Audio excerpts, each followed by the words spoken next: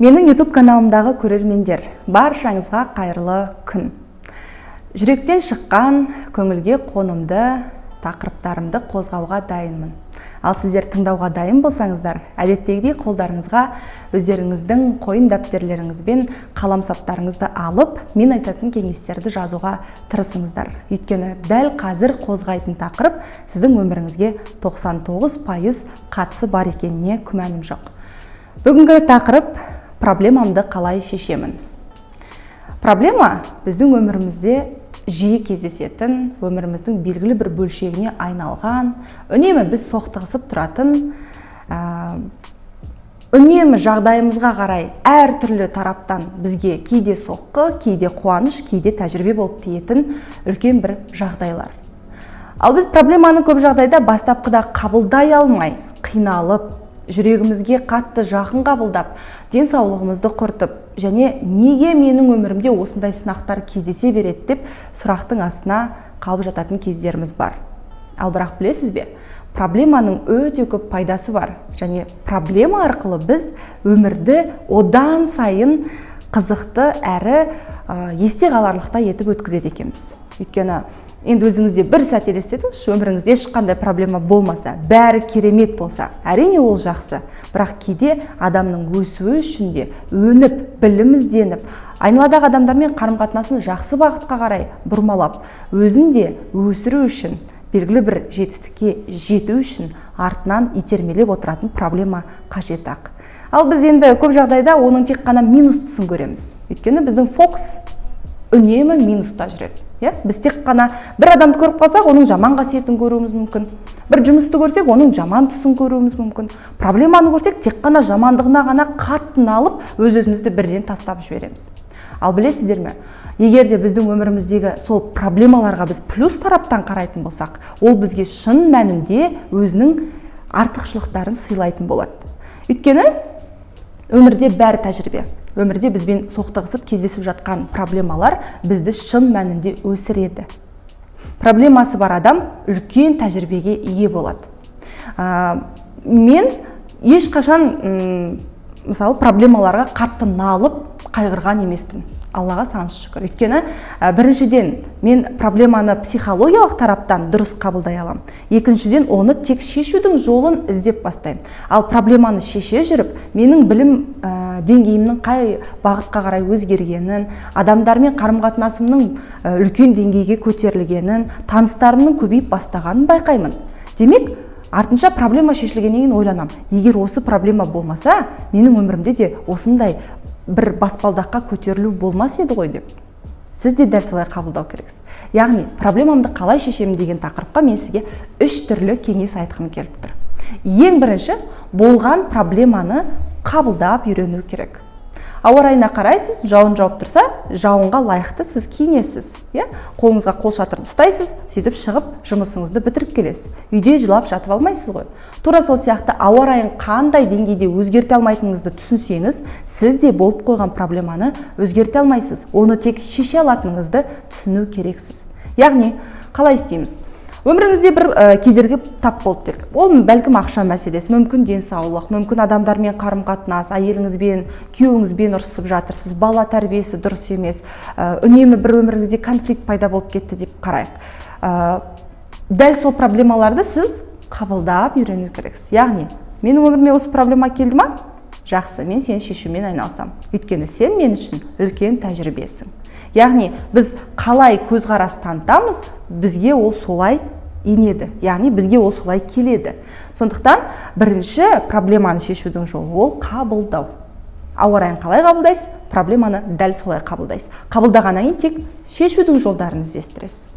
Біз бірден проблема болды, бітті, күйді жанды деп, өз-өзіміздің көңіл күйімізді түсіріп, бірден өзімізді тастап жібереміз. Ал негізінде біз проблеманы шешудің жолдарын қағазға жазып, ол жерден тек плюс дүниелерді көретін болсақ, онда сіздің өміріңізде проблеманың өзін қуанышпен қарсы алатын сәттер келетін болады. Енді менің сөзіме бәлкім күлетін шығарсыз. Еңлік қайдан ол проблема болып жатса, адамның күлуге де жағдайы жоқ. Үнемі уайымдап жүреді, ұйқыдан айырылады, күлкіден айырылады, өмірінің мәні кетеді деп. Жоқ, ол белгілі бір сәтте ғана. бәрі өткінші, бәрі өтпелі, бәрі белгілі бір орында тұрмайды. Ешкім мәңгілік емес, проблема да мәңгілік емес. Ал біз оны ойлаймыз ғой, кейде мынандай сәт болатын шығар сізде. Ол менде де жиі болады.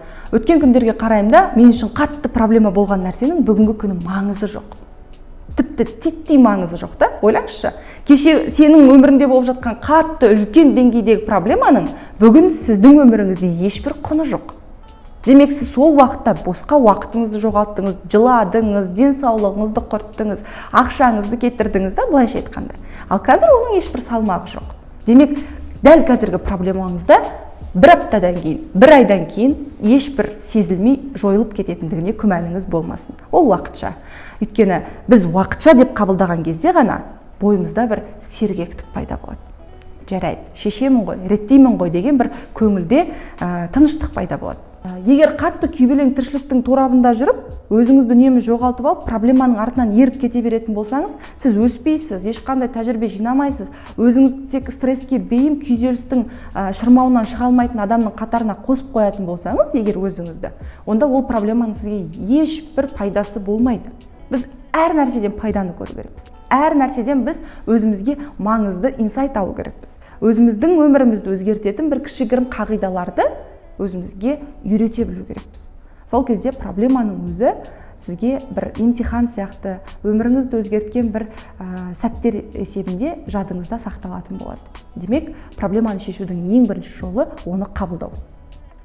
Қабылдағаннан кейін барып, шешудің жолдарын қарастыру. Шешудің жолдарын тапқаннан кейін оны тәжірибе ретінде қуанышпен қабылдау. Демек, проблеманы шешу үшін оны бірінші қабылдау керек. Қабылдай алмай, жер тепкілеп жылап, сабырлық таныта алмай, төзімге мүлде жоқ болып, мінезіңіз өзгеріп, жанып, күйіп жатасыз ба, ол проблема бір орында қозғалмай тұра береді. Ол сізді іштей жей береді, энергияңыз төмендейді, ақшаңыз одан сайын жоғалады, берекеңіз қаша бастайды. Ал сынақ келген сәтте сабырлық танытқан адам ол алтыннан да қымбат, өте көлемді Алла тағаланың марапаттарына ие болады. Ең алғашқы сынақ сәтіндегі соққы сабырыңыздың деңгейін көрсетеді. Егер сіз бір мезетте өмірден қатты удар алдыңыз делге, қатты бір соққы алдыңыз делге, сіз сол сәтте сабыр, мен Алла тағалаға сенемін, өмірім жақсы бағытқа өзгереді, бұны да шешемін, мен Алла тағала назарынан тыс қалдырмаған екен деп қабылдасаңыз, егерде дәл сол сәттерде, онда ол сынаққа танытқан сабырлығыңыз үшін Алла тағала сізді үлкен деңгейде марапаттайды. Сол үшін қабылдаудың деңгейін сабырмен жеңуді, төзіммен көнуді үйрену керек екенбіз. Бұл бірінші ереже. Ал екіншіден, проблемамды қалай шешемін дегенде, мен өзімнің NLP теориясындағы техникаларыма сүйенемін. Яғни адамның миын, ойлау деңгейін, қабілетін зерттейтін сала бойынша мен, ол және камера деген ұғымды қолданамын. Яғни егер мен бір адаммен конфликтқа түсіп, проблеманың ортасына тап болған болсам, мен өзімді сырттан қараймын. Мынау менмін, мынау ол. Және сырттан қарайсың, камера. Сен өзіңе де, өзге адамға да әділетті болуың керек. Таразы басын тең ұстап, сараптама шығару үшін адам ойланып барып әрекет жасау керек. Мен былай айттым, ал ол осылай айтты. Оның ойы не болды? Неге ол маған осы нәрсені жеткізгісі келді? Неге ол маған айғайлады? Қай сәтте ол ашуланды? Демек, сіз өзіңізге дұрыс сұрақты қоя отырып, дұрыс сұрақ жақсы, дұрыс жауаптың жартысы екендігін ұмытпауымыз керек. Демек, сіз сұрақ қоя отырып, екі адамның арасында конфликтті шеше аласыз. Ал егер тек қана көрпені өзіңізге қарай тартып, өзіңізді ғана мақтап, өз кемшілігіңізді өшіріп тастап, тек плюсыңызды көре беріп, мен дей берсеңіз, мен адамға айналасыз. Және одан проблема шешілмейді, ол керісінше ұлғаяды. Екінші адамда сізді тыңдағысы келмейді, ол айғайлайды, мені тыңда деп. Сіз де айғайлайсыз, жоқ, сен мені тыңда деп. Демек, екі адам арасындағы конфликтте сіз осы болып жатқан ситуацияның сыртынан шығып кетіп, төбесінен қарай білу керексіз. Так, анау келді, маған осылай айтты, мен мынаны істедім. Демек, екеуміздің арамыздағы конфликт не үшін туындады? Мен кінәлі болсам, мен кешірім сұрайын. Кінәлі болмасаңыз да бірінші кешірім сұрауға талпыну керек. Өйткені үшінші қағида проблеманың шешудің үшінші қағидасы, яғни ол кешіре білудің маңызын түсіну. Проблема көп жағдайда бізде адамдармен туындайды. Байқайсыз ба? Біреу жұмысқа кешігіп келеді, сен онымен ұрсасың, қырылысасың. Біреу саған қарызын қайтарам деді, бірақ та ұмытып кетті, тағы да ренжисің. Ата-анаң сені түсінбеуі мүмкін, туған туысқандарың сені өсектеуі мүмкін, айналадағы адамдармен қарым-қатынасың ең төменгі деңгейде болуы мүмкін. Бұның барлығы проблема, иә? Ал бірақ осы проблеманың барлығында сіз адамдарды кешіре білудің маңызын түсінетін болсаңыз, сіздің өміріңізде көп жағдайда проблема тіпті кездеспейді де. Ал мына тұрмыстық тіршіліктегі болып жатқан проблемалар, олар аса қатты адамның көңілінде де, өмірінде де рөл атқармайды негізі. Мысалы қандай проблема болуы мүмкін? Таңертең келе жаттың, офисіңнің кілтін ұмытып кетіпсің. Ал сен офисіңа жетіп қойдың. Менде проблема болып тұр деп, кәдімгідей сен сол жерде алаңдауың мүмкін, бірақ бір сағаттан кейін ол шешіледі, ол саған проблема емес, ол кәдімгі бір болған жағдаят, ситуация өмірдегі. Ал сен сол кезде қатты күйбелеңдікке салынып, әр жерден өз-өзіңді жерден алып жерге салып жүретін болсаң, ол да қателік. Бәлкім сол қайырлы болған шығар, сол кілтті ұмытып кеткенің. Мүмкін сол бір жағдай сенің өміріңе кішкентай бір өзгеріс алып келе жатқан шығар. Біз білмейміз. Біз көп жағдайда сырттан ситуацияны бағалап тастаймыз да, өз-өзімізді жазғырып, бірден күйзеліс состояниясына кіріп кетеміз. Демек, біз, құрметті көрермендер, бәрін таразылап, ойланып, дұрыс әрекетке қарай бағытталуды әдетке айналдыруымыз керек. Проблема туындады. Бірінші қабылдайсыз. Оның шешудің жолдарын қарастырасыз. Үшіншіден, егер проблема адаммен туындап жатса, яғни конфликт болып жатса, камера другой. Осы, яғни мен, ол және камера техникасы бойынша сіз проблемаңызға назар аударасыз. 3 позиция деп аталады. Бұл ұғым бізде техника. Сондықтан осыны да өміріңізде қолданып тұрыңыз.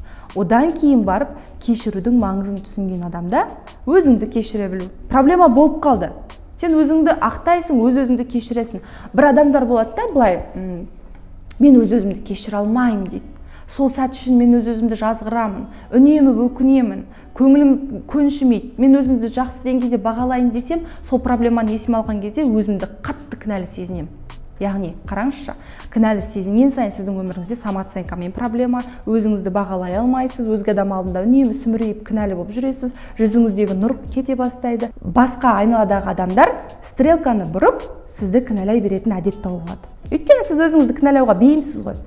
Өзіңізді қалай өзгелерге таныстырасыз, қалай өзіңіздің презентацияңызды жасайсыз, сізге де дәл сондай қарым-қатынас жасайтын болады. Егер проблемаңызды дұрыс деңгейде шешіп, оны тәжірибеге айналдырып, проблеманың пайдасы бар екендігін ұғынып, оны шешу барысында білім жинап, адамдармен жаңа таныстық орта қалыптастырып жүретін болсаңыз, көп деңгейде сіздің қаржылай, рухани, ішкі сауаттылық, білім деңгейінде мінезіңіз жоғары дәрежеге көтеріледі. Мен сізге кепілдік беремін. Өйткені мені де өсірген проблемалар, мені де өсірген түрлі қарыздар, адамдардың қысымы, кейбір адамдардың сөзі, көзі деген сияқты, сол деңгейде сен өзің сараптаманы жоғары деңгейде жасай алсаң. Мен үшін ол тәжірибе болды, білім болды, қарым-қатынас орнаттым, проблемамды осындай деңгейде шештім, мен ризамын деп қабылдай алған адам өмірде проблеманың өзін жақсы көріп кетеді. Ал проблеманы жақсы көрген адамға ол қатты жолағысы келмейді, өйткені проблема үнемі негативті адамдардың жанында жүреді. Сіз негативті болып, қайғырып, әр кішкентай бір проблеманы ұлғайтып, яғни түймедей түйедей етіп жүретін адам қатарында болсаңыз, проблема сізге бейім болады. Сізге жабысып алғысы келеді. Ана болады ғой, бір өз ауырғысы келіп жүретін адамдар болады да, үнемі күркілдеп, үнемі мұрнынан су ағып, біресе бас ауырып, біресе бел ауырып, әйтеуір бірдеңе жақпай жүретін адамдар болады. Қырсып, тырысып, оларға да ауру бейім болады. Олар да ауру жақсы көреді да. Соларға жабысып алып, артынан қалғысы келмейді. Тура сол сияқты, егер де сіз өзіңізбен өзіңіздің миыңызды жеп, қайта-қайта уайымдап, қорқып, сөйтіп өмір сүріп жүресіз ба, сіздің де айналаңызда проблемалар айналшықтап сізден кетпейді. Өйткені адам өзіне тән нәрсені тартады. Адамның энергиясы магнит. Сізден негатив шашырап тұр ма? Негативтің бәрін жинай бересіз, сөйтіп өміріңіз өте береді. Ал егер позитив, нұр, көңіліңіз шаттанып, жүзіңіз қуанышқа толы болып жүре ма, сізге жақсылық, сыйлық, қуаныш, марапат, жетістік өздігінен келе беретін болады. Менің айтып отырған бұл әңгімем ертегі емес. Қаншама табысқа жеткен тұлғалардың, жетістік тұғырында жарқыраған әрбір мықты жеңімпаздардың өмір тарихын оқитын болсаңыздар, оның барлығының айтатын оқиғалары осындай сәттермен байланысты. Сондықтан менің берген кеңесім, сіздің кәдеңізге жарағанына күмәнім жоқ. Пайдаланыңыз, қолданыңыз, проблеманы оңай шешіп үйреніңіз. Келесі видеомда жүздескенше.